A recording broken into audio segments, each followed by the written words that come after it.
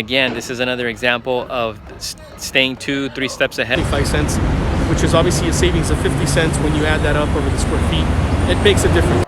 I would say maybe a 1-minute drive to a maximum 2-minute drive to USC. Because this is a typical example of what you're looking at on a cookie cutter rehab.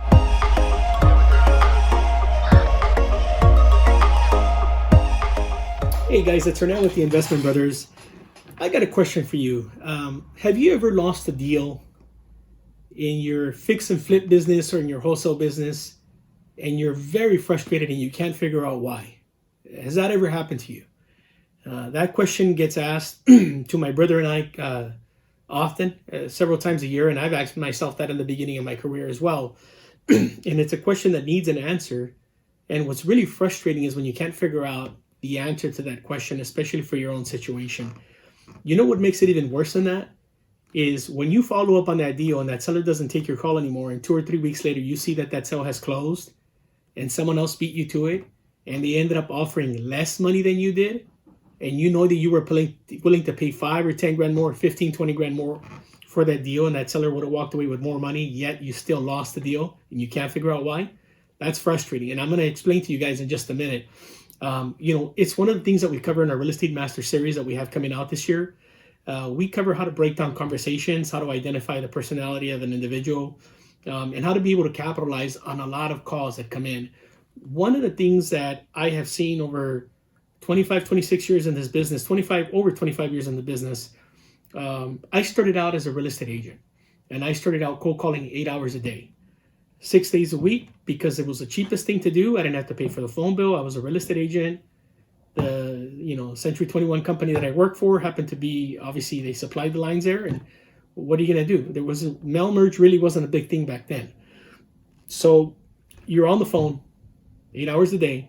You have your lunch breaks, your restroom breaks, wash your face, get up, grab a drink of water, get back down on the phone, and hop on the phone and get going on the calls. One of the things that I've learned is how to be able to listen carefully to the tone of voice of an individual on the other line. Male, female, doesn't make a difference, couple.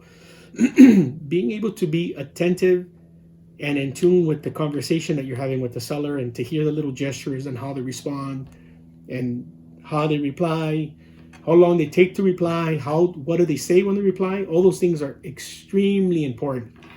And over time, what we have realized, my brother and I, is that a lot of people that are in the real estate fix and flip business that are sending out mail outs or taking one method or another of calls, whether it's texting, broadcasting, whatever it is, that's where you lose the seller. It isn't that the seller is not a serious seller. Excuse me. It isn't that the seller is not qualified. It isn't that it's a good property. 10 or 15% of the calls you're going to get are going to be good quality leads that could be converted either into a listing to a referral to somebody, and you can still make residual income, or you can close on that deal, or you can close on that seller and convert it into a wholesale, which is what a lot of you guys want, or in the fix and flip to convert it into an acquisition where you can take it down, rehab it, and sell it.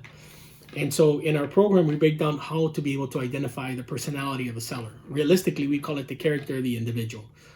The minute that phone rings and you take that call, if you don't know the type of personality you're dealing with, there's a good chance, probably about an 80% chance, you're not going to close that sale. The difference between you and the other person closing on the sale is that the other person knows how to identify what type of person he's talking to and how to immediately, and I mean immediately, mimic that seller where they feel comfortable. The walls come down, they start talking, you go into a 70-30 ratio. What is a 70-30 ratio? We covered in the program as well. And you want to be in that type of scenario where all the information is being divulged and you're almost having to ask just the minimum amount questions. You also have to be able to do an elevator pitch the minute that conversation comes in. We cover that in the program as well. So there's a lot of things that are involved in that initial conversation that need to take place that most people receiving the call excuse me, don't know how to handle. Excuse me. That's why virtual assistants are good if they're very well trained, but if they're not, you're losing a high volume of calls. I don't suggest starting off with a VA or a virtual assistant to begin with. I would suggest that anybody who's involved in initiating their career in real estate, fix and flip, or wholesale, take the calls. Listen to our programs. Listen to us break down the calls. You'll hear the tones of conversations of the sellers. We give you an analysis of why we said this and why we said that and how we responded this way and why did they respond that way. there's a lot of people that would love to be a fly on the wall. I mean, for many different scenarios.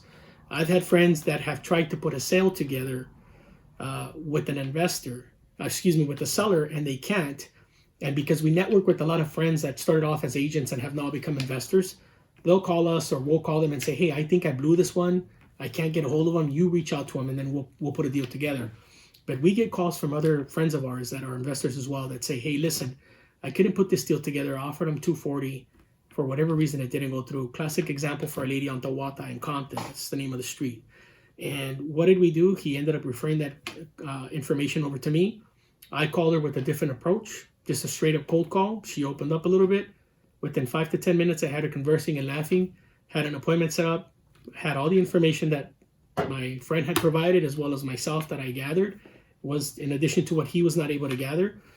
When we got there, he had initially made her an offer at 240 and she ended up selling to us for 215. He couldn't believe why that was the case, but you have to understand how to be able to communicate with the seller to be able for them to tell you what they don't want to tell you and feel comfortable telling you that, because that's what you're there for. You're there to help them in their time of need.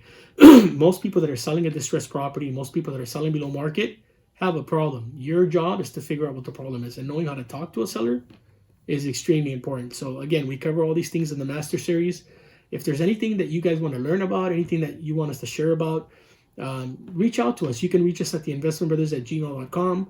Follow us on Instagram, Facebook. You can send us a message through Facebook, or on Instagram you have a number to call us and reach out to us directly. We're always there to take the calls when we can. If not, leave us a message and we'll get back to you. But we're here to help. And again, subscribe, keep on watching. We'll keep on providing information, whatever you guys request. We'll put it out there for you. Thanks for watching.